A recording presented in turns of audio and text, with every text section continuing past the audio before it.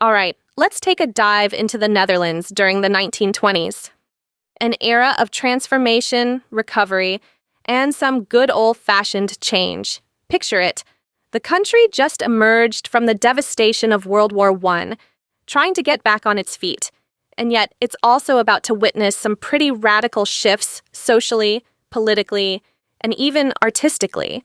The 1920s were a time of contrasts, where stability met unrest, and tradition clashed with innovation. So, what was the economic situation like? Well, the Netherlands wasn't exactly struggling in the way some of its European neighbors were. It was a time of recovery, yes, but also growth. Despite the heavy toll of the war, the Dutch economy had a lot going for it. They were still major players in global trade, particularly in agriculture. Think cheese, butter, and of course flowers. Yes, tulips. The Dutch were absolute rock stars in the flower game. And it wasn't just about flowers. They were at the heart of international shipping, with Rotterdam being a bustling hub for global trade. But don't get it twisted, life wasn't all sunshine and tulips. By the end of the decade, the world was hit with the global depression, and that did stir the pot for the Netherlands. Inflation, rising unemployment. Things weren't exactly easy for everyone. Still, thanks to strong international trade and a solid banking system, the economy held on tight.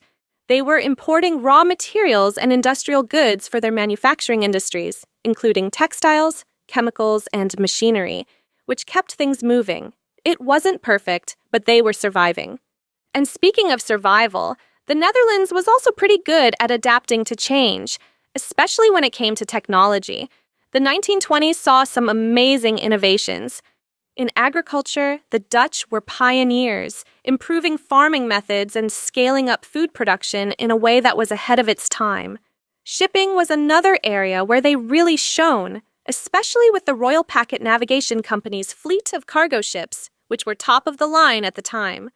Oh, and the Dutch were making strides in electrical engineering too, not to mention dabbling in aviation and automobile manufacturing.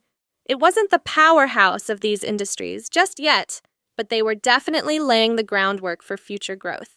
Then we get to politics. The political scene in the 1920s Netherlands was an interesting mix. On one hand, there was relative stability. After all, the country was still operating under a constitutional monarchy with King William III, who, by the way, was a pretty significant figure at the time. But things were far from perfect. Social unrest was bubbling up, especially in the industrial regions. The working class was demanding better wages and working conditions, and labor strikes were becoming more common. You could feel the tension between urban progressives and rural conservatives. The big political shift, however, came with women's suffrage.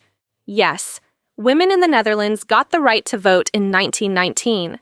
Finally, right? That was a huge deal. And the political divide was there.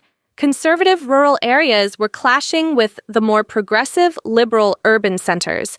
Internationally, the Dutch were trying to stay neutral, focusing on rebuilding their economy and keeping their global trade game strong. But the tension was there, and the rise of socialist movements, including influential figures like Peter Jelles Trijlstra, started making waves. Now, when it came to warfare and military tactics, the Netherlands wasn't exactly preparing for a fight. They were still recovering from World War I, so their military was focused on defense rather than offense. The Dutch army invested in fortifying coastal defenses, especially along the North Sea, and their air force, while not as advanced as some of their neighbors, was slowly getting stronger. But the country was more about keeping a low profile and maintaining a defensive posture rather than being drawn into another conflict. They kept a strategic military presence in their colonies, particularly in the Dutch East Indies, but largely stayed out of the international military game. When we talk about social conditions, it's interesting to note that the 1920s in the Netherlands were relatively prosperous compared to other European countries. But, as always, there were exceptions. The urban working class in cities like Amsterdam and Rotterdam started becoming more politicized, and the labor movement gained serious momentum. Unions were popping up, fighting for better workers' rights and fairer working conditions. Meanwhile, the rural population stayed more traditional, which led to some real divides between city and country folk.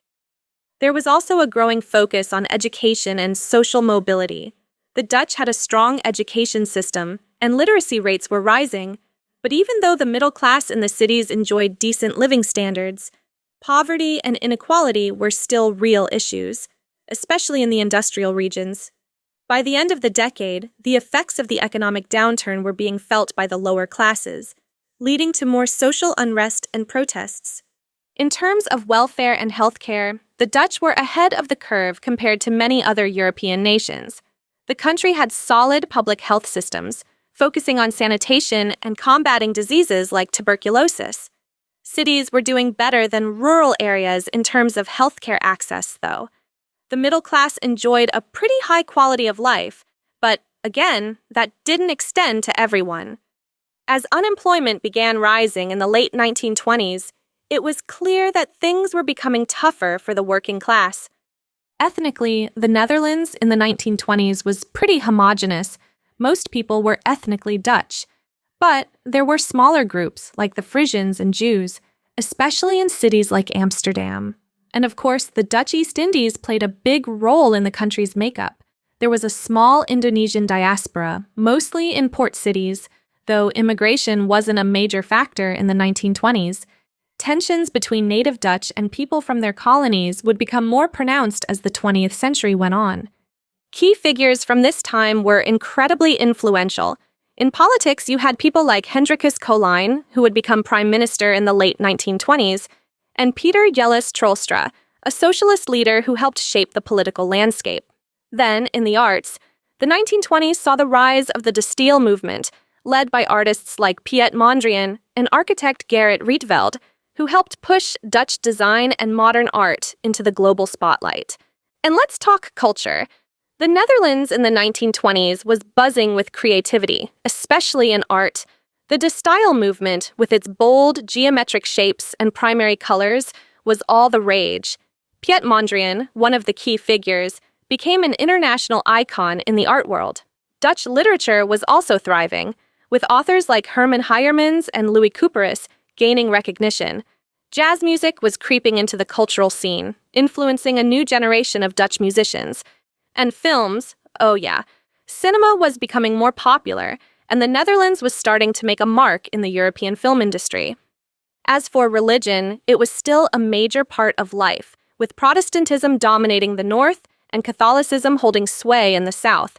The Protestant-Catholic divide was still very real, fueling some political tension. However, the 1920s also saw the rise of secularism, especially in cities, where more people were moving away from organized religion. While mysticism and cults weren't huge in the Netherlands, the post-war period did see an interest in spiritualism and alternative belief systems. Dutch folklore, though, now that's something else. The country's maritime history and deep connection to nature led to some wild legends. Stories about mythical creatures like the Witte Wieven, white women, and the Elfstedentocht, that famous ice skating race in Friesland, were common. These tales, mixed with the country's struggle against the sea, painted a picture of a land steeped in mystery and tradition. The 1920s in the Netherlands were a fascinating time, a period of growth, challenge, and transformation. From economic recovery to political shifts, technological innovation to cultural revolutions, the decade set the stage for many of the changes that would shape the country in the years to come. So, whether it was social movements, technological breakthroughs, or artistic revolutions, the 1920s in the Netherlands were a time of reinvention, and while the world was heading toward global challenges, the Dutch were already making their mark. Thanks for tuning in to The World as We Know It and joining me in another chapter of world history. As always, there are more detailed notes in the description, and we welcome any requests or recommendations in the comments section. If you found this video helpful, entertaining, or educational, please consider liking this video and subscribing to support our channel. Thanks again, and we'll see you in the next video.